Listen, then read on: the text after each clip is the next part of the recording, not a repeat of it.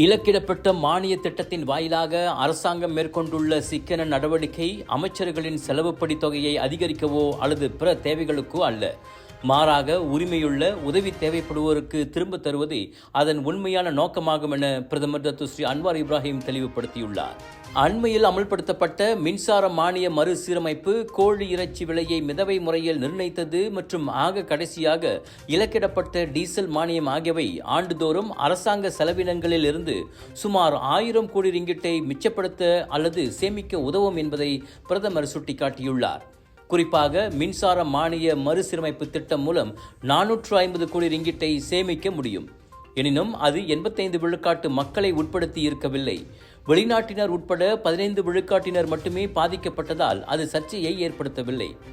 கோழி இறைச்சி விலையை மிதவை முறையில் நிர்ணயிக்கும் திட்டத்தால் ஆண்டுக்கு 1200 கோடி ரிங்கிட் உதவித்தொகையை அரசாங்கத்தால் சேமிக்க முடிந்துள்ளது. அதனால் கோழி விலையும் ஏற்றம் காணவில்லை.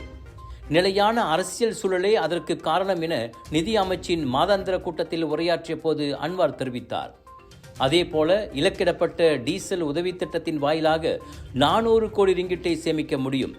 அதனை கொண்டு நாட்டின் பொது போக்குவரத்து சேவைகளை தரம் உயர்த்த முடியும் என்பதோடு மக்களுக்கான STR உதவித்தொகை திட்டத்தையும் அதிகரிக்க முடியும் என பிரதமர் நம்பிக்கை தெரிவித்தார்.